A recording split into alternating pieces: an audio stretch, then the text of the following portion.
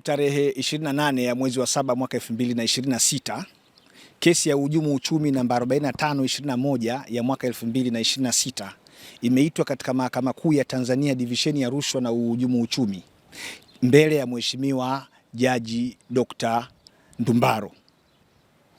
Kesi hiyo inahusu Jamhuri dhidi ya Wendy William Ishengoma na wenzake watatu.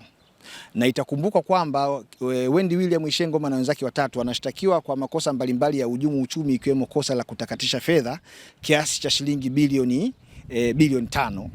Na leo ni mwendelezo wa kile ambacho kilikwisha kufanyika jana tarehe 27 ya mwezi wa 7 mwaka 2026, ambapo Jamhuri ilikuwa imeleta shahidi wake wa kwanza ambaye ni mrakibu msaidizi wa polisi anaitwa Democracy Suleiman, na aliulizwa jana maswali ya msingi kwa maana ya examination in chief, na leo wamemalizana naye, na upande wa utetezi ukiongozwa na mimi wakili Peter Madeleka nikisaidiana na wakili Gray Godfrey Dedan, tulipewa nafasi ya kuuliza maswali ya dodoso. Na kama ambavyo nilisema jana kwamba Jamhuri wamefanya jambo la msingi sana kwa kumleta shahidi huyu wao wa kwanza, kwa sababu yeye licha tu ya kwamba ni mpelelezi, lakini ndio aliyekuwa mkamataji, ndio aliyekuwa mtunza vielelezo, na ndio alikuwa msafirisha vielelezo, na majukumu yote kayafanya yeye kwa mujibu wa sheria ambayo alishindwa kuitaja mahakamani kwa maana ya kifungu chochote. Sasa leo tumemuuliza maswali mbalimbali ya dodoso, ikiwemo namna ambavyo aliweza kuvikusanya vielelezo kutoka eneo la tukio kwenye kampuni ya Atlantic Microcredit Finance Limited na kuvipeleka kwenye ofisi za makao makuu ya upelelezi. Tumemuuliza kwamba baada ya kufika pale alimkabidhi nani, akasema alijikabidhi yeye mwenyewe. Alijikabidhi kwa kutumia nyaraka gani, akasema hakuna nyaraka yoyote.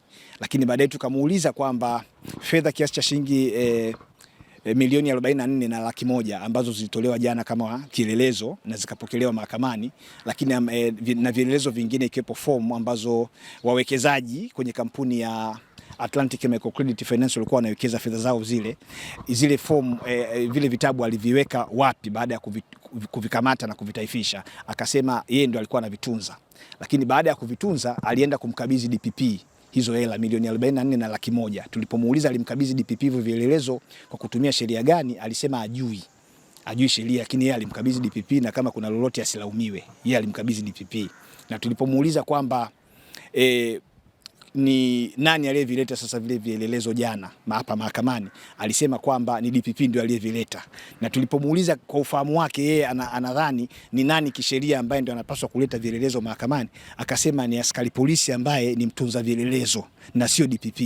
Kwa hiyo tukamuuliza kwamba kama anadhani ni sahihi kwa DPP kuvileta vielelezo mahakamani wakati yeye sio shahidi, akasema yeye hilo alijui, ili mradi ifahamike tu kwamba vielelezo vile aliyevileta mahakamani ni DPP.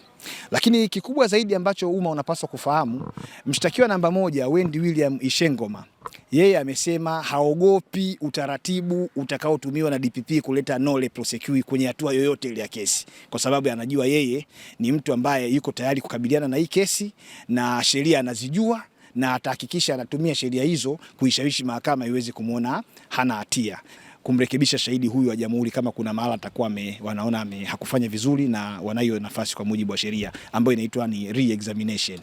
Kwa hiyo kimsingi hayo ndio yamejiri leo hapa katika Mahakama Kuu ya Tanzania divisheni ya rushwa na uhujumu uchumi Dar es Salaam kwenye kesi ya uhujumu uchumi namba 4521 ya mwaka 2026 ambayo ni kati ya Jamhuri dhidi ya Wendy William Ishengoma na wenzake watatu.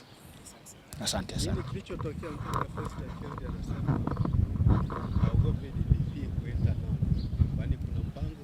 DPP wana mamlaka ya kuleta nolle prosequi wakati wowote bila kutoa sababu, na wakati mwingine inaweza tu ikawa ni kwa ajili ya kuwakomoa watu. Kesi inaanza moja tena wanakaa jela na makosa yenyewe haya yana dhamana, kwa hiyo yeye haogopi. Yeye amesema haogopi kwa sababu anajua hata ushahidi ungetoka mbinguni, yeye yuko tayari kukabiliana nao. Ushahidi ambao unaletwa dhidi yake yuko tayari kukabiliana nao kwa sababu anajua innocence alionayo, hana hatia, anajua yeye hivyo. Ninaposema anajua hivyo, maana yake ni kwamba ana mawakili wanaomwakilisha mahakamani, kwa sababu kesi ni yake, kesi sio ya mawakili. Kesi ni yake, anazijua, yani huo uwakilishi alionao mahakamani ndio unomfanya aonekane anazijua, kwa sababu kesi ni yake. Asante sana.